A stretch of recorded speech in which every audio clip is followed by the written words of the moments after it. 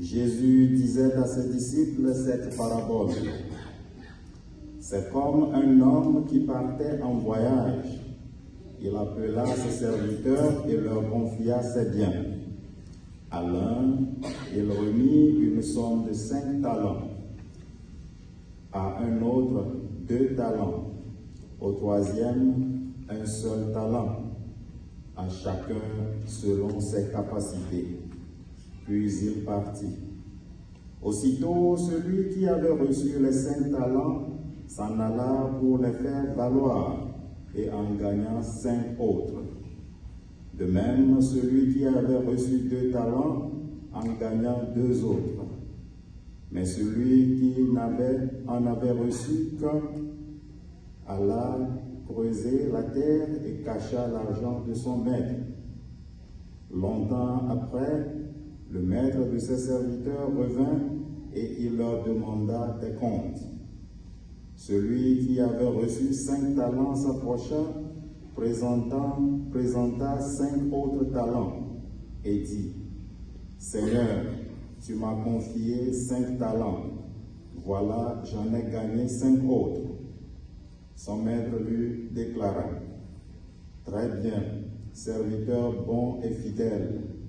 Tu as été fidèle pour peu de choses.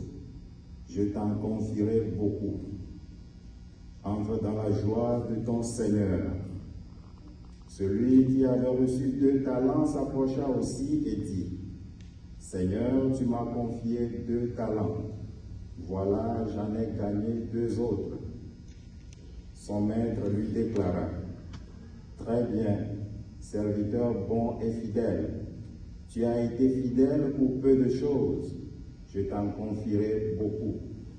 Entre dans la joie de ton Seigneur. » Celui qui avait reçu un seul talent s'approcha aussi et dit, « Seigneur, je savais que tu es un homme dur. Tu moissonnes là où tu n'as pas semé. Tu ramasses là où tu n'as pas répandu le grain. J'ai eu peur et je suis allé cacher ton talent dans la terre.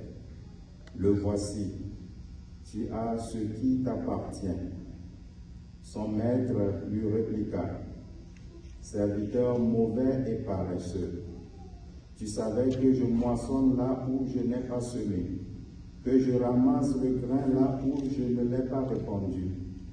Alors, il fallait placer mon argent à la banque, et à mon retour, je l'aurais retrouvé avec les intérêts. Enlevez-lui donc son talent et donnez-le à celui qui en a 10. À celui qui a, on donnera encore, et il sera dans l'abondance. Mais celui qui n'a rien se verra enlever même ce qu'il a. Quant à ce serviteur bon à rien, jetez-le dans les ténèbres extérieures. Là, il y aura des pleurs et des grincements de dents. Acclamons la parole du Seigneur.